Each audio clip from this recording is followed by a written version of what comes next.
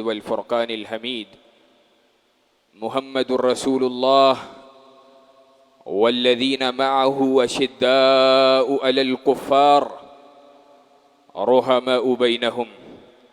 تراهم ركعا سجدا يبتغون فضلا من الله ورضوانه سيماهم في وجوههم من أثر السجود وقال رسول الله صلى الله عليه وسلم من سب أصحابي فعليه لعنة الله والملائكته والناس أجمعين. وقال الإمام أبو ذرع راضي رحمه الله إذا رأيت رجلا ينتكث أحدا من أصحاب رسول الله صلى الله عليه وسلم فاعلم أنه زنديق. حضرات دی وقار بزرگوں دوستو بھائیوں، تمام تعریفات حمد و ثنا عرش والے رب العالمین کے لیے اور لاکھوں کروڑوں درود و سلام ہوں جناب محمد رسول اللہ صلی اللہ علیہ وسلم کی ہستی بالا صفات پر، اور اللہ رب العزت کی انوار کا، رحمتوں کا، برکات کا، اللہ کے پیار کا، اللہ رب العزت کے بے پناہ احسانات کا نزول ہو حضرات صحابہ کرام رضوان اللہ علیہم اجمعین کی ہستیوں کے اوپر کہ جنہوں نے اپنی زندگی کو قائد اعظم، امت کے رہنما، امت کے لیے کائنات کا سب سے بڑا خیر خواہ جناب محمد رسول اللہ صلی اللہ علیہ وسلم کی معیت کے اندر اپنے شب و روز کو گزارا، اپنی زندگی کے تمام لمحات کو رسول اللہ صلی اللہ علیہ وسلم کے ارشادات عالیہ کی روشنی میں آپ کے اوامر، آپ کی نواہی، اس کی تلاش کے اندر اپنی ساری زندگی کو گزار دیا. اللہ کے رسول صلی اللہ علیہ وسلم کے ساتھ جہاد کے گھوڑوں کو دوڑایا، رسول معظم کے ساتھ شانہ بشانہ کھڑے ہوئے،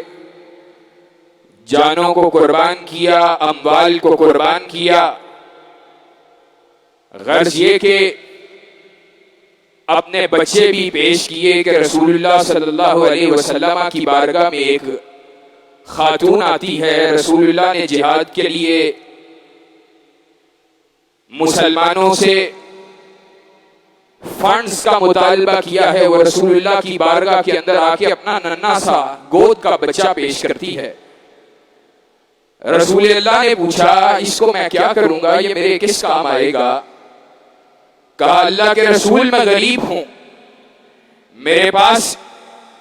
اس ننھے سے بچے کے علاوہ کچھ نہیں ہے، سوچتی یہ ہوں کہ یہ میری کل کائنات ہے، آپ کی بارگاہ میں پیش کرنے کے لیے آئی ہوں کہ رسول اللہ کفار کے چلتے ہوئے تیروں کے سامنے، نیزوں کے سامنے میرے اس بچے کو آگے کر دینا، محمد رسول اللہ کے دفاع کے اندر صلی اللہ علیہ وسلم میرا یہ بچہ قربان ہو جائے میرے لیے. وہ صحابہ کرام رضوان اللہ علیہم اجمعین کی جماعت آج اس جماعت کے اوپر اس قدر ظالم و بدبخت تبرہ کرتے ہوئے نظر آتا ہے، اور بیگانے وہ تو بیگانے ہیں. آج اہل سنہ کا لبادہ اوڑھ کر رافضیت کی ہم نوائی کرنے والا، رسول اللہ صلی اللہ علیہ وسلم کے اصحاب اور اللہ کے نبی کے صحابہ ہی تو کل کائنات ہیں، کل دین کو پہنچانے والے، دین کے پردے کے اوپر حملہ کرنے والا، آج اس کے ہمنوا، اس کے حواری اپنے آپ کو اہل السنہ میں سے کہہ کر اصحاب رسول پہ تبرہ کرنے والے اور یہ بات کہنے والے کہ جناب آپ نے ہم علماء، ہم دین کے طلباء، ہم دین کے خادمین بڑے بڑے علماء سے بھی مخاطب ہو کر یہ بات کہتے ہوئے نظر آتے ہیں، آپ نے ہم سے دین چھپائے رکھا، ہمیں آج سے پہلے یہ احادیث بیان نہیں کی۔ ایک امام، بہت بڑے امام، انہوں نے کہا کیا یہ اللہ کا تم پہ احسان نہیں ہوا ایک لحاظ سے کہ اللہ رب العزت نے تمہیں ان دوروں، ان ادوار کے اندر جس وقت صحابہ ان کے مشاجرات چل رہے تھے، ان کے مابین اختلافات چل رہے تھے، تلواریں چل رہی تھی، اللہ نے تمہیں اس دور میں پیدا نہ کر کے تمہاری تلواروں سے ان صحابہ کے خون کو محفوظ رکھا، تو کیا آج تم ان کے بعد آنے کے بعد اپنی زبانوں سے صحابہ کی عزت کو محفوظ نہیں رکھ سکتے ہو؟ آج عالم یہ ہے، بدبخت کہتا ہے 1400 صحابہ، ان کے لیے تو رضوان اللہ علیہم اجمعین کے الفاظ بولے جا سکتے ہیں، رضی اللہ عنہم ورضوا عنہ، اللہ ان سے راضی ہوا، ان کے لیے یہ سرٹیفکیٹ تو موجود ہے، لیکن 1400 صحابہ کے بعد آنے والے، ان کے لیے رضی اللہ عنہ یہ صرف دعائیہ کلمہ ہے، یہ اللہ کا کوئی وعدہ نہیں ہے۔ جبکہ قرآن مجید کے اندر اللہ رب العزت نے خود بھی اس نے اعتراف کیا، کہا، جبکہ اللہ رب العزت قرآن مجید میں کہتا ہے وَكُلٌّ وَعَدَ اللَّهُ الْحُسْنَى، اللہ نے جمیع صحابہ کی ساری جماعت کے ساتھ اچھائی کا وعدہ کر دیا ہے، جنت کا وعدہ کر دیا ہے۔ اور ائمہ دین امام ابو ذرہ رضی رحمہ اللہ نے کیوں کہا اذا رأیت رجلین ينتكث احدا من اصحاب رسول اللہ صلی اللہ علیہ وسلم، تم دیکھو کسی شخص کو ينتكث کہ وہ کسی ایک صحابی، ایک دو نہیں کہا، جماعت نہیں کہا، دو نہیں کہا، اذا رأیت رجلا ينتكث احدا من اصحاب رسول اللہ، احد من اصحاب رسول، کسی ایک شخص، کسی ایک صحابی اس کی شان اقدس کے اندر گستاخی کرے، فعلم انہ زندیق، لوگوں جان لو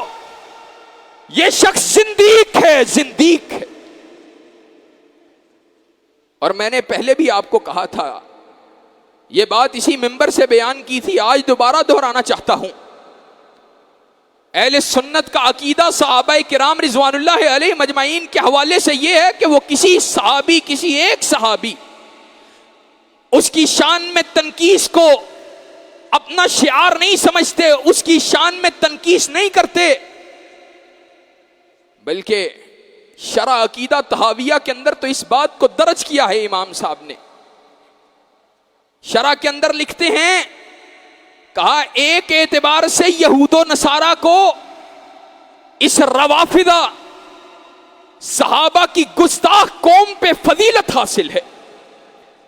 یہود و نصارہ کو فضیلت حاصل ہے۔ وہ کیا وجہ ہے فضیلت کی؟ کہا وجہ فضیلت کی یہ ہے کہ جب یہودوں سے پوچھا جاتا ہے، یہود سے پوچھا جاتا ہے، وقیل للیہود من خیر هذه الامہ من خیر ملتکم، جب یہود سے پوچھا جاتا ہے تمہاری ملت کے اندر یہود میں سب سے بہترین لوگ کون ہیں، تو وہ کہتے ہیں اصحاب موسیٰ، وہ موسیٰ علیہ السلام کے صحابہ ہیں۔ وقیل للنصارى، اور جب نصارہ سے پوچھا جاتا ہے، عیسائیوں سے پوچھا جاتا ہے تم میں سے زیادہ، تمہاری ملت میں سب سے زیادہ خیر والے لوگ، بہترین لوگ کون ہیں، تو وہ جواب میں کہتے ہیں اصحاب عیسیٰ، اور کہتے ہیں آگے یہ قوم اتنی بدبخت اور ظالم واقع ہوئی ہے کہ جب ان سے پوچھا جاتا ہے کون لوگ ہیں من شر هذه الامہ، تمہاری ملت کے اندر، رسول اللہ کی ملت کے اندر سب سے زیادہ معاذ اللہ برے لوگ کون ہیں، تو وہ کہتے ہیں اصحاب محمد رسول اللہ صلی اللہ علیہ وسلم۔ جواب میں کہتے ہیں ہماری ملت کے سب سے بدترین لوگ معاذ اللہ اللہ کے نبی کے ساتھی ہیں۔ آج افسوس ہے کہ تیرے سینے کے اندر صحابہ کی محبت کا چراغ کیوں نہیں جل رہا؟ تیرے بیٹے کو انجینئر کی باتیں کیوں اپیل کرتی ہیں؟ تیرا بیٹا انجینئر کی بات کو سننے کے لیے تیار کیوں ہے؟ کیا نبی کریم آپ کے ارشادات، کیا آپ کے اعلانات، کیا صحابہ سے آپ کی محبت کا اظہار، کیا قرآن مجید میں صحابہ کی عظمت و شان تمہارے لیے کافی نہیں ہے؟ اور ظالم کہتا ہے میں نے ایسی جماعت تیار کی ہے جو حق والی ہے۔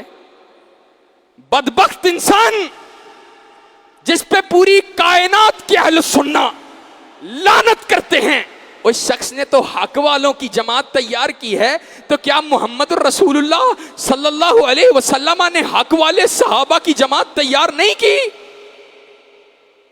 کہ رسول اللہ کے جانے کے بعد جن کے لیے رسول اللہ دعائیں کرتے رہے،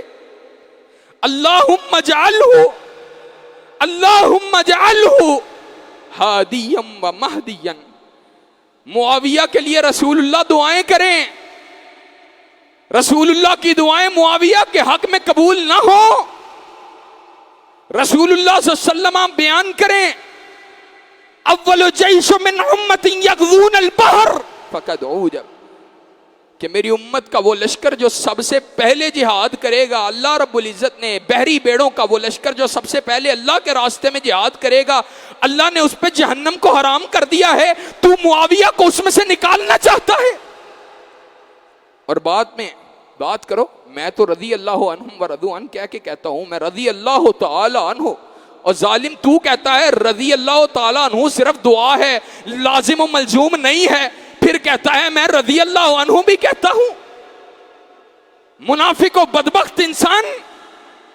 صحابہ کرام رضوان اللہ علیہم اجمعین کی چادر پہ حملہ کرنا چاہتا ہے، ان کے اوپر تبرہ کرنا چاہتا ہے اور ڈائلیوٹ کرنا چاہتا ہے، اصل میں لوگوں کے لیے اس بات کو بالکل ایک اس میں حساسیت کو ختم کرنا چاہتا ہے، صحابہ کو بالکل کہہ رہا ہے قرآن مجید ہم جناب موبائل میں پڑھیں گے تو ایک پڑھنے کا ثواب الگ ہے، دیکھنے کا الگ ہے، ہمیں 2 ثواب، صحابہ زبانی پڑھتے تھے ان کو 1 ثواب ہے، اور پھر آگے کیا کہہ رہا ہے؟ کہتا ہے ثواب کے اندر ہم برابر ہیں، اور ساتھ ایک جملہ جوڑا صحابہ سے شاید ہمارا تو ثواب پھر اس پڑھنے والے کا زیادہ ہے، پھر آگے ایک جملہ بولا یہ بات الگ ہے، یہ بات الگ ہے کہ ایمان کا لیول بھی اس جیسا ہونا چاہیے۔ اور ظالم تو جان بوجھ کر صحابہ کے اوپر تبرے اور صحابہ کی ہستیوں کو گرانا چاہتا ہے۔ اللہ کے نبی نے نہیں فرمایا، اس بات میں کوئی شک ہے کہ صحابہ کی ذات، صحابہ کی ہستی، صحابہ کا مقام، صحابہ کا ایمان ہر حالت کے اندر اہل ایمان کے ایمان سے زیادہ ہے؟ آج کے دور کی ملت کے شخص کی بات کرتے ہو، کبار تابعین، تابعین کے اندر جو شخص علم، تقوی، للہیت، ولایت کے اندر سب سے بلند مقام کا حامل ہو، جو شخص بھی اس افضل ترین اللہ کے ہاں جو تابع ہو، اس کے اور صحابی کے مقام کے اندر فرق پتہ ہے کتنا ہے؟ اللہ کے نبی صلی اللہ علیہ وسلم نے بیان کیا، یہ کہتا ہے قرآن ہم اوپر سے دیکھ کے پڑھیں اور زبانی پڑھیں تو جناب ہمیں 2 ثواب ہے، صحابہ کو 11 ثواب تھا۔ ظالم آدمی، اللہ کے نبی نے فرمایا فوالذی نفس محمد بیدہ، پہلے کہا لا تسبوا اصحابی لا تسبوا اصحابی فوالذی نفس محمد بیدہ لو ان احدکم انفق مثل احد ذهبا ما ادرک مد احدہم ولا نصیفہ۔ اللہ کی قسم کھا کے کہتا ہوں، آج سیلاب زدگان، ان کے ساتھ تعاون کرنے والے ہزاروں کروڑوں لاکھوں لوگ، ان سب کی نیکیوں کو جمع کر دیا جائے، ابو بکر نے جو 1 لمحہ رسول اللہ کی معیت کے اندر گزارا ہے، معاویہ نے جو ایک لمحہ رسول اللہ کی معیت میں گزارا ہے، رسول اللہ کے دین کے لیے جو ایک پائی بھی خرچ کی ہے، یہ ساری نیکیاں ان ایک پائی کی عظمت کا مقابلہ نہیں کر سکتی. تابعین کی جماعت میں سے جو سب سے زیادہ افضل تابعین ہو، کبار تابعین میں سے ہو، اگر وہ بھی احد پہاڑ کے برابر سونا خرچ کرے، رسول اللہ کہتے ہیں وہ میرے صحابہ کے ایک مٹھی جو کو اللہ کے راستے میں خرچ کرنے کو، بلکہ آدھی مٹھی جو کو خرچ کرنے کو پہنچ نہیں سکتا ہے. اور کیسی بدبختی کی بات، تم صحابہ کی چادر کے اوپر حملہ کرنا چاہتے ہو. اور میں یہ بات علی وجہ البصیرہ کہنا چاہتا ہوں، وَلَا يَخَافُونَ لَوْمَةَ لَائِمٍ. جاؤ، انجینئر کا چیلا کہتا ہے علامہ صاحب والد صاحب کے بارے میں، آپ کے پیچھے نماز نہیں پڑھوں گا آئندہ کے بعد، اگرچہ میں آپ کے پیچھے نماز پڑھ لیا کرتا تھا. پہلی تو بات یہ ہے،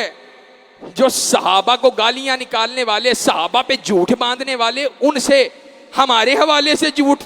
منسوب کرنے کی کون سی ایسی بڑی بات ہے؟ لیکن پھر بھی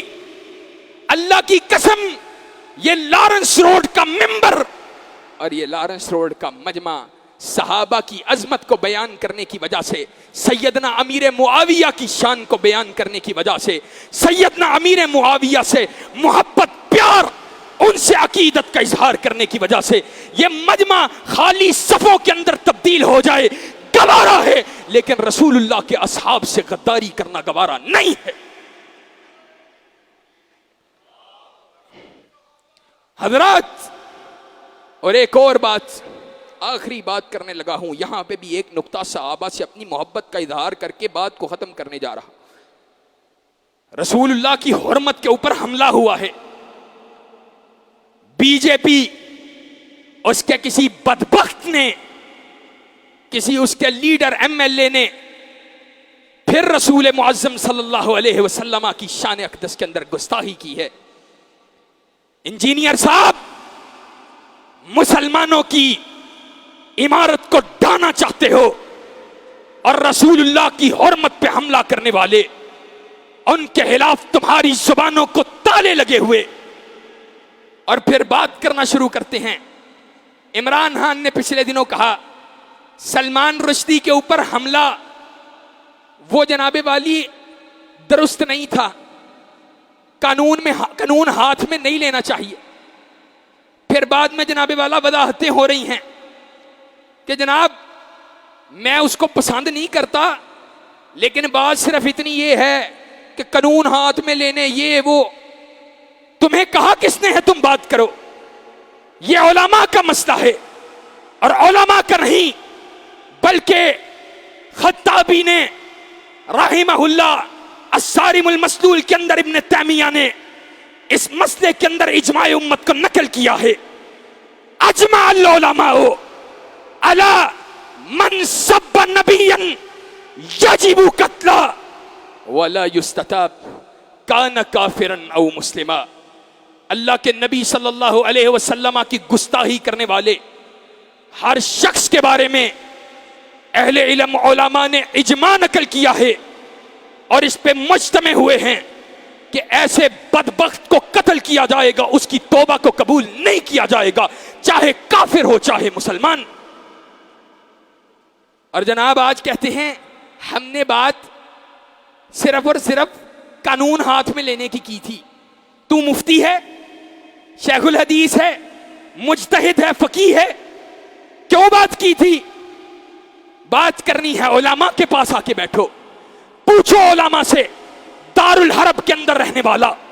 دار الکفر کے اندر رہنے والا ایک بدبخت رسول اللہ کی شان میں گستاخی کرنے والا ہو،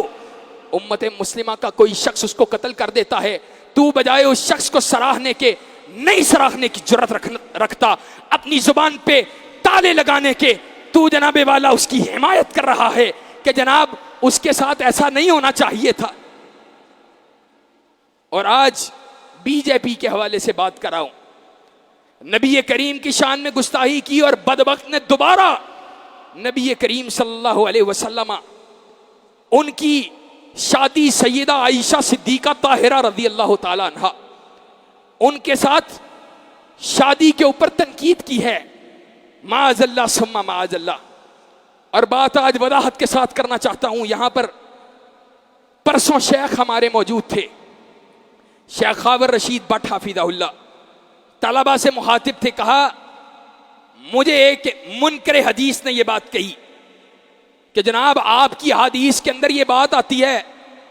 کہ رسول اللہ صلی اللہ علیہ وسلم 53 سال کے تھے، انہوں نے 9 سال کی بچی سے شادی کی. کہتے میں نے بڑے تیقن سے بات کی، اور اہل اسلام رسول اللہ کے دین کو سن کے پریشان نہ ہو جایا کرو، اسلام پہ شرمندہ نہ ہوا کرو، اسلام پہ شرح صدر کو حاصل کرو. علم کمزور ہے، ایمان تو نہیں کمزور. اپنے علم کو بھی بڑھاؤ اور ایمان کو بھی بڑھاؤ. صحابہ کرام رضوان اللہ علیہ مجمعین کے اوپر تبرہ ہو، رسول اللہ پہ تبرہ ہو. تم جناب پریشان ہو جاتے ہو، حدیث پہ حملہ ہو پریشان ہو جاتے ہو. ہمارے شیخ کہنے لگے، کہا میں نے اس کو کہا بتلاؤ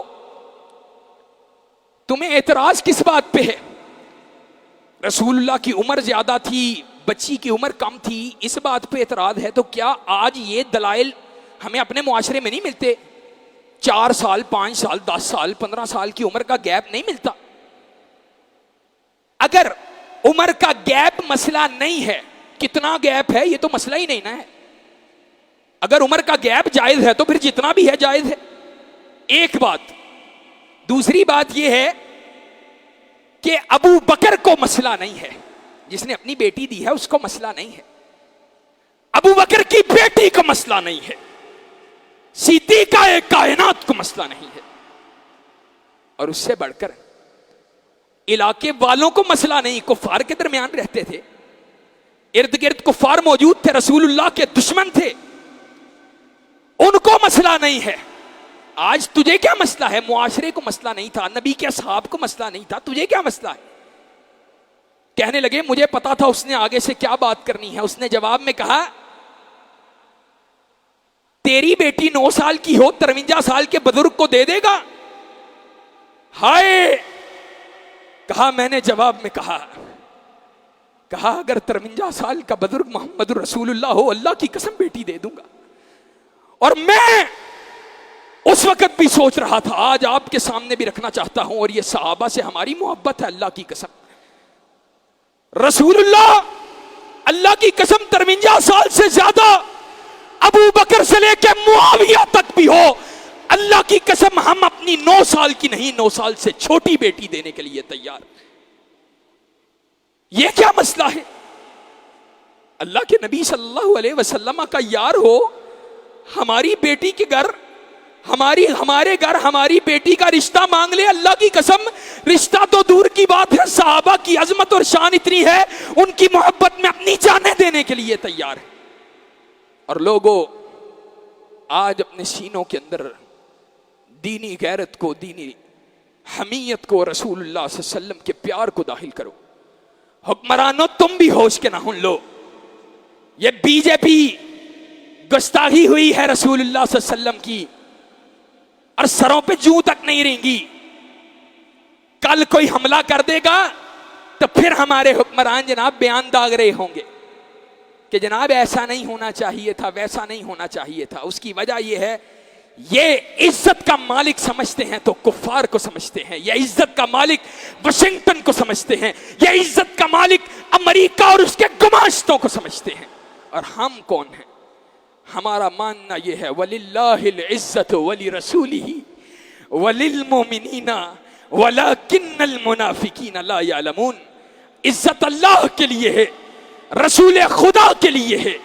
مومنین کی جماعت کے لیے ہے، اور عزت ہمارے لیے ہے. اب منافقین کی جماعت نہیں مانتی ہے، نہ مانے پرواہ بھی نہیں ہے. حضرات اپنے سینوں کے اندر اللہ اور اس کے رسول کی محبت کو داخل کرو، اپنے ایمان کو رسول اللہ کی محبت کے ساتھ جلا بخشو، صحابہ کی محبت کے ساتھ جلا بخشو. اللہ رب العزت ہمیں صحیح معنوں کے اندر اللہ، اس کے رسول، اس کے صحابہ، شعائر اللہ، دین،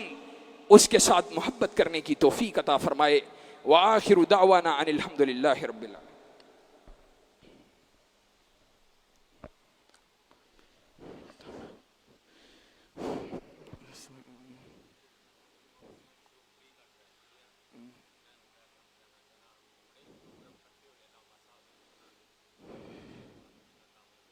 چلو بات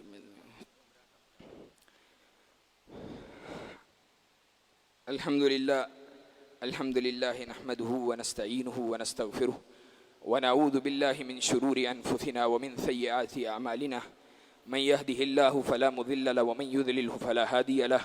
وأشهد أن لا إله إلا الله وحده لا شريك له وأشهد أن محمدا عبده ورسوله صلوات ربي وسلام عليه. أما بعد فإن خير الحديث كتاب الله وخير الهدي هدي محمد صلى الله عليه وسلم وشر الأمور محدثاتها وكل محدثة بدعة وكل بدعة ضلالة وكل ضلالة في النار. قال الله تبارك وتعالى محمد رسول الله والذين معه أشداء على الكفار رحماء بينهم. حضرات دی بکار، بزرگوں، دوستوں، بھائیوں، اس آیت مبارکہ کے ٹکڑے کو تلاوت کیا ہے کہ مومنین کی جماعت، اللہ کے نبی صلی اللہ علیہ وسلم اور ان کے صحابہ کی جماعت، اس کا طرز عمل کیا ہے. وہ کفار کے لیے شدید ہیں، دین کے دشمنوں کے لیے شدید ہیں اور اپنوں کے لیے نرم. اور رسول اللہ صلی اللہ علیہ وسلم اپنوں کے لیے شفقت کرنے والے، پیار کرنے والے، رحم کرنے والے، قربانیاں دینے والے. رسول معظم صلی اللہ علیہ وسلم نے نعمان بن بشیر رضی اللہ تعالی عنہ سے مروی ہے، ارشاد فرمایا کہ مومن کی مثال ایک جسد واحد کی حیثیت رکھتی ہے. مومنین کی جماعت، ایک شخص کو جب تکلیف پہنچتی ہے تو مومنین کی ساری جماعت اس تکلیف کو محسوس کرتی ہے. آج ہمارے ملک کے اندر، ملک کے بیشتر حصوں کے اندر سیلابی ریلے، انہوں نے بہت زبردست قسم کی تباہ کاریاں وہ کی ہیں. سب سے پہلی بات تو یہ ہے کہ اللہ رب العزت کی طرف رجوع کرنا چاہیے. یہ مصیبتیں کیوں آتی ہیں؟ یہ مصیبتیں اللہ رب العزت کی نافرمانی کی وجہ سے آتی ہیں. اللہ رب العزت، اس کی گستاخی ہوتی ہو، رسول معظم صلی اللہ علیہ وسلم کی گستاخی ہوتی ہو، صحابہ کی توہین ہوتی ہو، شعائر اللہ پہ حملہ ہوتا ہو، اللہ کے دین اور اس کے احکامات کو معطل کیا جاتا ہو، شراب نوشی ہوتی ہو، زنا کے اڈے چلتے ہوں، جوا، سود، یہ سب کچھ اللہ اور اس کے رسول کے نام پہ بننے والے ملک کے اندر ہوتا ہو، اور پھر اس کے بعد اللہ کے دین اور اس کے احکامات، حدود اللہ کو نافذ بھی نہ کیا جائے، تو اللہ کے عذاب، اللہ کا غیظ، غضب کیوں نہ نازل ہو؟ سچی بات یہ ہے، آج ہم محلات میں رہنے والے، بنگلوں میں رہنے والے، آج بڑے بڑے عالی شان عمارتوں میں رہنے والے، ہم اپنے آپ کو محفوظ سمجھ رہے ہیں. اللہ کی قسم، یہ کچے مکانوں کو آج ذرا ڈھیر دیکھو اور ذرا سوچو تو صحیح. جس اللہ کے ایک حکم کے ساتھ پانی بستیوں کی بستیاں کھا گیا، اسی اللہ کے ایک حکم کے ساتھ یہ بڑے بڑے محلات کھنڈروں میں تبدیل ہو سکتے ہیں. آج جہاں پہ رجوع اللہ کی ضرورت ہے، توبہ کی ضرورت ہے، اللہ کے سامنے جھکنے کی ضرورت ہے، وہیں پہ اللہ کے دیے ہوئے مال کے ساتھ اپنے ان مظلوم بھائیوں، اپنی ماؤں، اپنی بیٹیوں، اپنے بچوں، ان کے ساتھ بھرپور تعاون کی بھی ضرورت ہے. ان کے ساتھ کندھے کے ساتھ کندھا ملا کے کھڑے ہونے کی بھی ضرورت ہے. آج ضرورت ہے اس امر کی کہ جن لوگوں سے پکے مکان چھن گئے، آج ہم ان لوگوں کو کم از کم کچے مکان اور راشن تو مہیا کر سکیں، کم از کم ان کو ٹینٹ ترپالیں، خشک راشن، میوہ جات، بسکٹ، پانی اس کی فراہمی تو کر سکیں۔ آج ہمارے ان بھائیوں کو آپ کے مال کی ضرورت ہے، آپ کی ہمتوں کی ضرورت ہے۔ سچی بات ہے، مجھے والد صاحب نے کہا قرآن و سنہ موومنٹ کے ابتدائی دنوں میں کہ ہم جب اس کو دوبارہ سے منظم کر رہے، مجھے کہا کہ ہم اس کام کا آغاز کریں۔ میں نے کہا یہ بہت بڑی ذمہ داری ہے، شاید ہم اتنی قوت نہیں رکھتے، کیونکہ ہم ابھی کچھ معاملات میں مصروف بھی ہیں اور والد صاحب کی طبیعت بھی کچھ خراب ہے، لیکن ساتھیوں کے اصرار اور الحمدللہ جنوبی پنجاب میں ایک ٹیم، ایک بااعتماد ٹیم کے میسر آنے کے بعد، ہمارے ان علماء، ان ذمہ داران کے میسر اور ان کی حامی بھرنے کے بعد، ہم آج اس بات کا اعلان کر رہے ہیں کہ آپ بھرپور تعاون کریں۔ باہر بھی ساتھی موجود ہے، اور اس کے بعد مرکز کے اندر آپ اپنے سامان کو، نقدی کو، کپڑوں کو، جس بھی صورت کے اندر سامان کو پہنچانا چاہیں، اگلے چند روز تک جب تک اللہ رب العزت نے ہمیں ہمت دی اور ہم ان ساتھیوں کی حمایت کر سکے، ان کی کچھ نصرت کر سکے، اتنی دیر تک یہاں پر احباب آپ کے تعاون کو وصول کریں گے، اور انشاءاللہ اس تعاون کو ان علاقوں کے اندر پہنچایا جائے گا۔ تمام احباب اس میں شرکت کریں۔ وآخر دعوانا ان الحمدللہ رب العالمین۔